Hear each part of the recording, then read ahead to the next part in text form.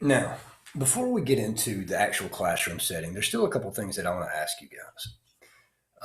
And when I say ask you guys, what I mean to say is, why should we study philosophy? Right? I still want to get you into this idea that you ought to study it. Right?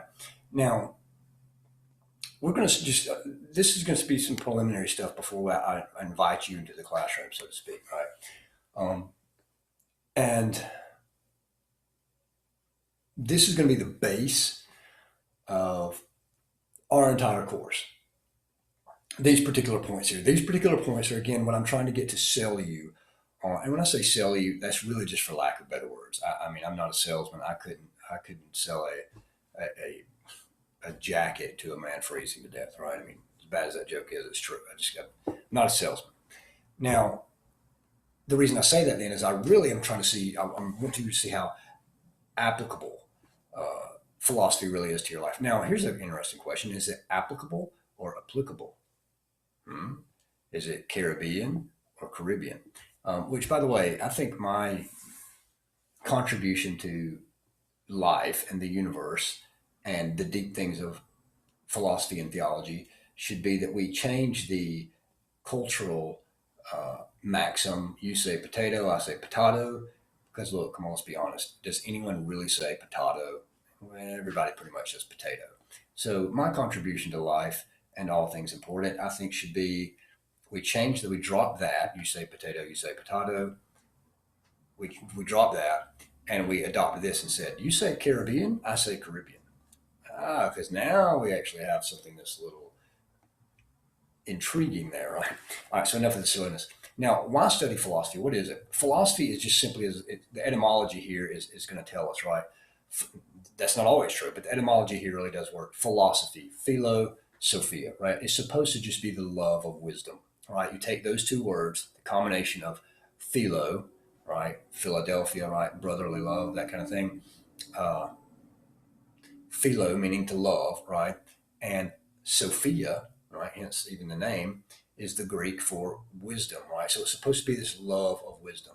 Now, what is philosophy? I'm not asking, when we say what is philosophy, we're not necessarily saying what is your particular philosophy? Like, what does a guy think about some particular issue, right? What does some lady think about some particular issue? What we're talking about here is what is philosophy in its essence, right? Well, it's supposed to be thinking deeply about topics. I mean, that seems to be, well, you're like, what? That's it? Well, for the most part, right? Even Alvin Plantinga jokes that philosophy is just thinking hard about stuff, right? When asked to define philosophy, well, philosophy is just thinking hard about stuff, right? But really, this is supposed to be what it is. Now, what we want to show you, right? What we want to make sure is clear is it's not just thinking hard about stuff like this broken pen, right? But it's thinking hard about stuff that matters, right? Now, that's not necessarily to say that you can't think hard about a broken pen. Maybe there'll be some sort of development or invention or some sort of contribution to humanity, right? That results from thinking hard about a broken pen. Nevertheless, we want to really think hard about important stuff. What do you mean important stuff? Hey, how about these? Does truth exist, right? How do we know what we know? This is epistemology, right? Even when we talk about does truth exist, even that's an area of epistemology.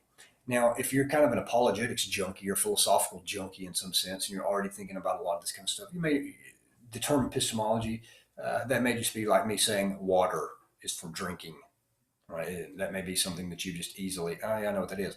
But this is an intro course, right? So you may not know what epistemology is. Epistemology is, as it pertains to this slide here, how do we know what we know, right? Epistemology is a sub-discipline of philosophy that just discusses how do we know, that thinks through different theories, different ideas about how we know, how do we come to know what we know, or can we even know it all, right? Which would be something like skepticism, radical skepticism. But these are going to be some of the topics that we're talking about. Why study philosophy? What is it? Does truth exist? How do we know what we know? Do we know it all? Are there philosophical arguments regarding God's existence? Um, right. These are the kinds of things that philosophy deals with. right? And usually you have some sort of sub-discipline that's going to talk about these. Again, so in theories of knowledge, epistemology, philosophical arguments regarding God, usually something like philosophy of religion, right? How do we know right from wrong? Do right and wrong even exist?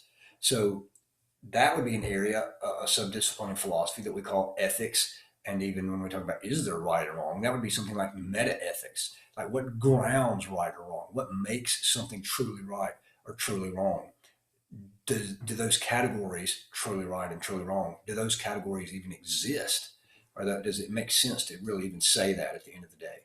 So again, philosophy, just thinking hard about important stuff.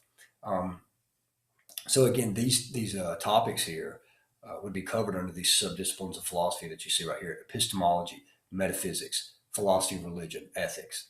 Um, and I really want you to pay attention to this next slide. Again, this is going to be a quick video because I really want you to come back to this.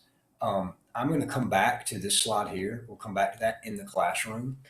This is an excellent thing to show you why philosophy matters and why we should think through uh, these particular areas that we hold very important in our lives, whether it be religion, whether it be psychological type issues, whether it be um, any sort of important belief that you hold dear. This is going to be big. So we're going to come back to that in the first lecture or two. So remember this slide. We'll come back to it.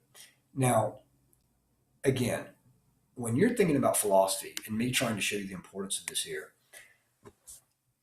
you're probably again thinking, well, philosophy is just it's just talking about these abstract, esoteric concepts that no one really has any care about, other than just philosophers sitting around their ivory tower somewhere, right? However, that couldn't be any further from the truth. It couldn't be any further from the truth. So, for instance, what are your views on abortion, right? Um, I'm going to venture to say that you have views on abortion. These are what I call our cultural hot button topics, as I alluded to in that little intro video earlier. Um, Everyone in our culture has a view on whether or not abortion is a right course of action or whether or not abortion is a wrong or immoral course of action, right? Well, what about sexuality and gender? Do you think that a man, the term man, right? Do you believe a man just is intrinsically related to the biology, right? The physiology of the person that we're discussing? Or do you think that man or woman is completely a social construct that has nothing to do inherently with biology, right? Do you think that marriage, again related to the above, do you think that marriage is something that we discover about reality? Or do you think that marriage is something that is a societal construct that society invents, right? That we make up, meaning that is marriage something that's supposed to be between one man and one woman, or is marriage supposed to be something that's between any parties that confess a love for one another, right? Is that what marriage is? Now, God, do you have an opinion on God's existence, right? Do you think that God exists or do you think that God doesn't exist, right? Humanity, what is man? Anthropology, what does it mean to be a man? And when I say man here, I'm not necessarily talking about one part of the biological spectrum here. I'm talking about male, female. What is mankind, human? What does it mean to be a human? What does it mean to be a man? What does it mean to be a woman? What is a human? What are we, right? Like Aristotle would say, a rational animal. But again, that's a philosophical answer. That's an essential definition. What are we? What is mankind? Did right and wrong exist? Right now, all of these are important because if you have an opinion on any of these cultural hot button topics, your philosophy is driving your view on here. So, for the instance, in regards to abortion here, it's not your scientific fact or data that's driving your view primarily on your choice about abortion, whichever side of the aisle you stand on there, right? It's your philosophy about what you believe to be a human person or not a human person to be. That's a philosophical argument. Um, what you believe to be about sexuality and gender, whether it be heterosexuality, homosexuality, male being tied to biology, or male being not related at all to biology. That's a philosophical argument. Your philosophy is driving your position on those specific topics. Marriage, is marriage something we discover, some feature about reality that we bump into, that we find, so to speak, we discover it? Or is marriage simply a societal construct? Your philosophy is driving your opinion on that. You just don't know it, right? Um, just like the above. God, what are your reasons for thinking that God exists? Those are philosophical reasons. Those that would play into our area of epistemology. How do you know something to be true, right? What are your arguments that God doesn't exist? That would be an issue of those who are, let me say it this way. You have reasons to deny God's existence. You have what you believe to be justifications to argue that God doesn't exist. And those are going to be examined either empirically, but more fundamentally philosophically. They're going to be: are you using logic? Are you using reason to come to these conclusions? Right? Your philosophy, your ability to do philosophy, good philosophy, is driving your view on these topics. Humanity. What are humans? Are we a conglomeration of atoms? Right? Are we wet robots? Are we moist robots? Are we skin sacks with meat inside? Right? Or are we dual in some sense? Are we holomorphic? Do we have a soul? Right? Are we more than just wet robots? Are we more than just a conglomeration of atoms? Are we more than just material? What are your reasons for that? And conversely, what are your reasons for that we're not that? Right? Those are going to be philosophical types of arguments. Right and wrong, do they exist? How do you know? Right? Philosophical arguments.